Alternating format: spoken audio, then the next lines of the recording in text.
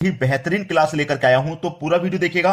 तो चलिए स्टार्ट करते हैं। पहला प्रश्न है आपका, 3/15 में कितने 1/5 हैं?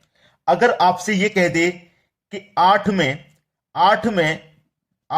कितने कितने 4 हैं, अगर आपसे यह प्रश्न कह दे तो आप क्या करेंगे? आप कैसे पता लगाएंगे कि 8 में कितने 4 हैं? आप कैसे पता लगाएंगे कितने 4 हैं? आप कैसे पता लगाएंगे? तो 8 में इस 4 से डिवाइड दे देंगे तो आपको पता लग जाएगा कि 4 कितने हैं, 2 हैं। अगर आपसे यह कह दे कि 8 में कितने कितने 2 हैं, यह कह दे 8 में कितने 2 हैं, तो क्या करेंगे? 8 में 2 से भाग दे देंगे। भाई जितने पूछेगा, जैसे पूछ रहा है कितने 4 हैं तो 4 से भाग दे दो, पूछ रहा है कितने 2 हैं तो 2 से भाग दे दो। ठीक है, 2 से मैं भाग दूंगा तो कितनी बार जाएगा? 4 बार। इसका मतलब 8 में कितने 2 हैं भैया? 4 2 हैं। और आप अच्छे से जानते हैं कि 4 को 2 को 4 बार मिलाएंगे तो 8 बनेगा, ये बात अच्छे जानते हैं। ऐसे ही 8 में कितने 4 हैं भाई? 2 4 हैं, 4 और 4 8 होता है, 2 बार मिलाएंगे 4 को तो 8 हो जाएगा। ठीक है, ऐसे ही पूछ रहा है कि 3/15 में कितने 1/5 है। भाई क्या पूछ रहा है? कितने 4 हैं, 4 से भाग दे दिया। कितने 2 हैं, 2 से भाग दे दिया। कितने 1/5 है, तो 1/5 से भाग दे दो। तो 3/15 में भाग दे देंगे 1/5 से, जो पूछ रहा है उतने से भाग दे देते हैं। भाई 4 पूछ रहा है तो 4 से मैंने भाग दे दिया, 2 पूछ रहा है 2 से भाग दे दिया। ऐसे ही कितने 1/5 है, ये पूछ रहा है तो 1/5 से भाग दे देंगे। क्लियर है? अब देखिए 3/15 भाग को जब पलटते हैं तो गुना में हो जाता है, तो संख्या ऊपर पहुंच जाएगी, 5 ऊपर बटे में 1। भाग की संख्या को जब गुना में चेंज करती है तो ये संख्या पलट जाती है, नीचे वाली ऊपर हो जाती है। ठीक है, कटा लो बस, प्रश्न का आंसर आ गया आपका। कोई दिक्कत नहीं, किसी को भी कोई दिक्कत यहां पर बिल्कुल भी नहीं होगी। कैसे? देखिए मैं बता दूं, 5 से 15 कटेगा 3 बार में, और 3 से 3 खत्म 1 बार में। ठीक है, 3 से 3 खत्म 1 बार में। तो क्या बचा आपके पास? 3/15 में कितने 1/5 हैं? 1 है। कितना? 1/5। पहला ऑप्शन आपका सही जवाब। क्लियर हो गई? अब इसी टाइप का एक और प्रश्न देख लेंगे तो और अच्छे से क्लियर हो जाएगा आपका। ठीक है, अब देखते हैं अगला प्रश्न। अगला प्रश्न है, 7/20 में कितने 1/10 हैं? भाई 7/20 में कितने 1/10 हैं? तो मैंने क्या बताया है आपको, जो पूछा जाएगा 1/10 कितने हैं, ये पूछ रहा है तो 1/10 से भाग दे दो। भाग दे देंगे कितने से? 1/10 से भाग दे दो। जो पूछा जाता है उसी से भाग दे देते हैं, मैंने आपको पहले ही बताया। ठीक है, अब करिए 7/20 भाग की संख्या को जब गुना में बदलते हैं तो संख्या पलट जाती हैं, नीचे वाली ऊपर, ऊपर वाली नीचे। ठीक है, ये हो जाता है। अब 10 से 20 कटेगा 2 बार में, तो ऊपर क्या बचा? 7 बट्टे में क्या? 2 एकम 2। ठीक है, 7/2 आपका सही जवाब हो जाएगा। यहां पे 7/2 आपके बी ऑप्शन में दिया गया। इस कंसेप्ट को हमने समझ लिया था, तभी तो इतनी जल्दी कर पाए। अगर नहीं समझते इस कंसेप्ट को तो इतनी जल्दी को प्रश्न को करना आसान नहीं था। इसको प्रश्न को करना आसान तभी है जब आप कंसेप्ट को समझ जाएंगे। ठीक है दोस्तों, अब देखेंगे हम अगला प्रश्न। अगला प्रश्न है, ए, बी तथा सी एक काम को 4 5 तथा 6 घंटे में पूरा कर सकते हैं। यदि सब मिलकर काम करते हैं और उन्हें पूरे काम की मजदूरी 777 रुपए मिलती है, तो ए का भाग ज्ञात करो। ए का क्या भाग रहेगा उसमें, यह पता करना है। आपके पास 3 व्यक्ति हैं, ए, बी और सी। ए, बी और सी 3 व्यक्ति हैं। जो ए है वो 4 घंटे में काम को पूरा कर रहा है, जो बी है वो 5 घंटे में कर रहा है, और जो सी है वो 6 घंटे में काम को कर रहा है। लेकिन क्या आपको यह पता है काम कितना है? नहीं पता। कैसे पता चलेगा काम कितना है? जब आप इन तीनों का एलसीएम ले लेंगे आपको पता चल जाएगा काम कितना है। 4 5 6 का एलसीएम कितना आ जाएगा? 60 आ जाएगा। ठीक है, 60 आ जाएगा। 4 से 60 को कटा दो, कितनी बार में कटेगा? 15 बार में। 5 से 60 को कटा दो 12 बार में, और 6 से 60 को कटा दो 10 बार में। अब समझ में आया? मैंने तीनों का एलसीएम लिया, 60 आया, तो इसका मतलब क्या है? टोटल काम हमारा कितना है? 60। टोटल काम 60। अब देखिए ए आपका 1 घंटे में 4 काम करेगा, तभी तो 15 घंटे में आपका देखिए 16 का 60 काम होगा। नहीं बात समझ में आई? आपका जो ए है वो 4 घंटे में काम को पूरा कर रहा है। क्लियर? 4 घंटे में। तो जो ए है वो 1 घंटे में 15 करेगा कि नहीं करेगा? 1 घंटे में 15 करेगा, तभी तो 4 घंटे में 60 काम करेगा। तो ए का 1 घंटे का काम 15, बी का 1 घंटे का काम 12, 1 घंटे में 12 करेगा, तभी तो 5 घंटे में 60 काम को पूरा करेगा। और सी का 1 घंटे का काम 10, 1 घंटे में 10 करेगा, तभी तो 6 घंटे में 60 काम को करेगा। तो ये इनका 1 घंटे का काम दिया गया है, तीनों का। ठीक है, अब कह रहा है यदि सब मिलकर काम करते हैं और उन्हें पूरे काम की मजदूरी 777 रुपए मिलती है। कह रहा है सब मिलकर काम करें, तो सबको मिला दो भाई। 15 10 25, 25 में 12 जोड़ देंगे, कितना हो जाएगा? 37। पूरा काम की मजदूरी कितनी है? 777। और यहां पर पूरा काम कितना 1 घंटे का मिलाकर के 37 है। ठीक है, 37 है। अब मैं इसे कटाऊंगा, 37 से 777 पूरा पूरा 21 बार में कट जाएगा। पूरा पूरा कितने बार में? 21 बार में कटेगा। अब आपसे कह रहा है कि ए का भाग ज्ञात करें। क्या कह रहा है? ए का भाग ज्ञात करें। ए का भाग हमको ज्ञात करना है। ठीक है, ए का भाग कर लीजिए भाई, इसमें कोई दिक्कत नहीं होनी चाहिए आपको। ए का भाग ज्ञात करना, कर लो। ए का 1 घंटे का काम कितना है दोस्तों? 15। ए का 1 घंटे का काम कितना है? 15। ए का भाग ज्ञात करना है, तो ए का 1 घंटे का काम कितना है? 15। ठीक है, यहां पर कितना आ रहा है? 21। तो इस 21 का भाग गुना में 15 से कर दूंगा, कितना हो जाएगा? 15 एकम 15 का 5, कैरी का 1, 15 दुने का 30, कैरी का 1 31। ये हो गया 315, बी ऑप्शन बिल्कुल सही। अगर हमसे बी का भाग पूछता, ठीक है, बी का भाग अगर हमसे पूछता तो हम बी का जो भाग है 12 उससे गुना कर देंगे, सी का भाग पूछेगा 10 तो उससे गुना कर देंगे। यही करेंगे, करके देख लीजिए। एक प्रश्न को समझने में अगर आपको अधिक समय लग रहा है तो दे दीजिए, आज का दिया गया समय आपके बहुत काम आने वाला है। अब देखिए, मुझसे मान लीजिए बी का भाग पूछता, तो बी का कितना भैया? 12 समय है। 21 का गुना में 12 से कर दूं, कितना आएगा? 12 एकम 12, 12 का 2, कैरी का 1, 12 दुने का 24, कैरी का 1 जोड़ दूंगा तो हो जाएगा 25। ठीक है, ये हमारा किसका हो गया? बी का हो गया। सी का पूछेगा तो सी का कितना है? 10 गुना कितने से कर दूंगा? 21 से कर दूंगा, कितना हो जाएगा भैया? ये हो जाएगा आपका 210। अब मैं सभी को इनको जोड़ के एक बार चेक तो कर लूं भाई, जोड़ के चेक तो कर लूं। 210, 315 और 252 को एक बार चेक कर लूंगा तो सारी बातें क्लियर हो जाएंगी।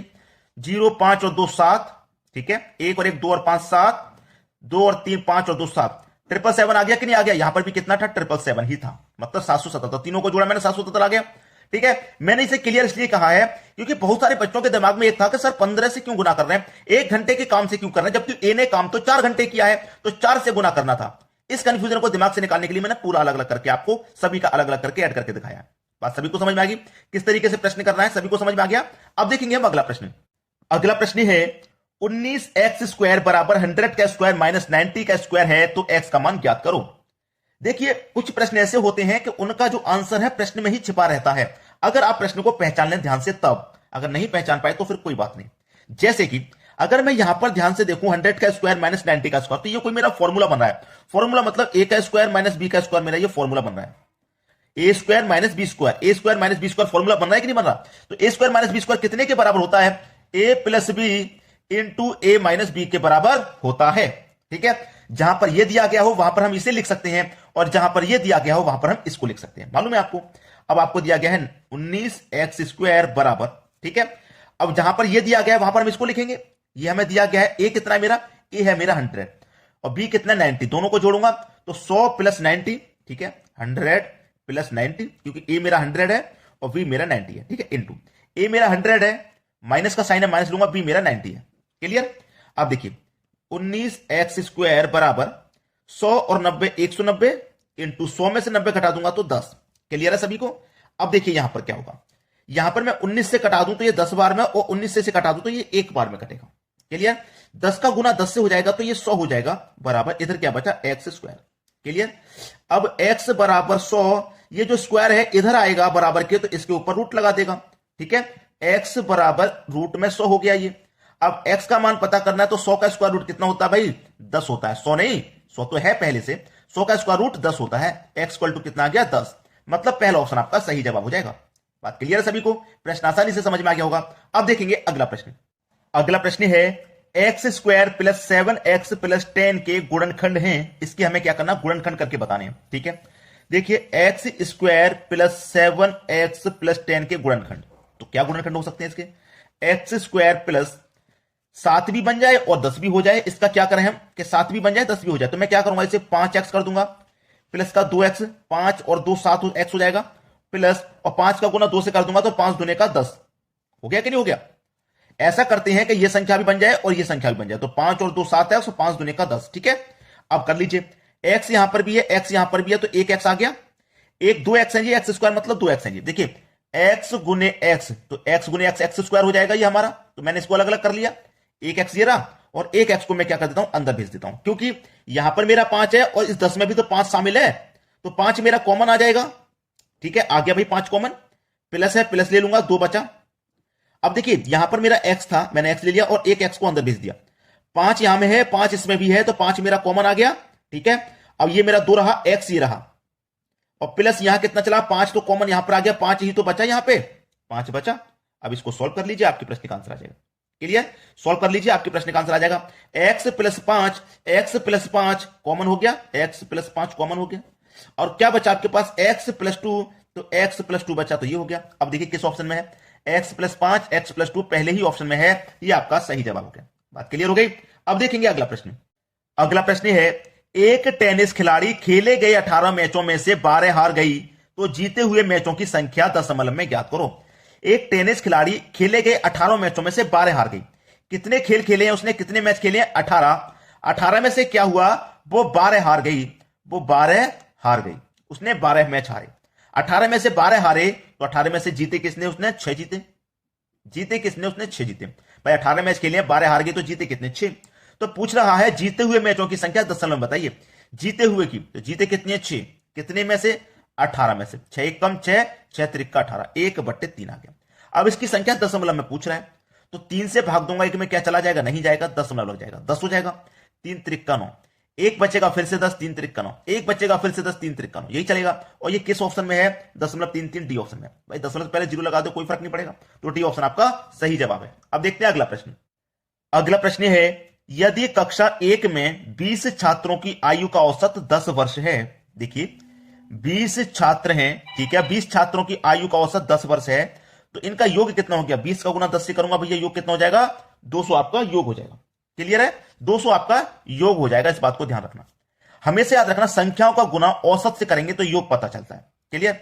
फिर कह रहा है कि कक्षा 2 में 25 छात्रों की आयु का औसत 12 है। कक्षा 2 में 25 छात्र हैं और इनकी आयु का औसत कितना है, 12 है, तो योग कितना हो जाएगा, 25 का गुना 12 से करूंगा, 300 इनका योग हो जाएगा। ठीक है, 300 इनका योग। तो कह रहा है सभी छात्रों की औसत आयु ज्ञात करें। सभी छात्र मिलकर कितने हो गए, सभी छात्र हो गए मिलकर 45। ठीक है, और सभी 45 छात्रों का योग कितना हो गया, 500। पूछ रहा है औसत, तो संख्याओं से योग में डिवाइड कर दो, औसत पता चलेगा। 45 है ये मेरा। ठीक है, अब मैं क्या करूंगा, 5 से डिवाइड कर दूंगा तो 100 बार में ये कटेगा, 5 से डिवाइड कर दूंगा तो 9 बार में ये कटेगा। अब 9 से कटा दूं इसको, 9 एक कम 9, एक बचेगा 10, फिर से 9 एक कम 9, एक बचेगा, नहीं जाएगा, दशमलव 10 हो जाएगा, फिर से 9 एक कम 9, फिर से 10 हो जाएगा, फिर से 9 एक कम 9, तो 11.11 इस तरीके से चल रहा है।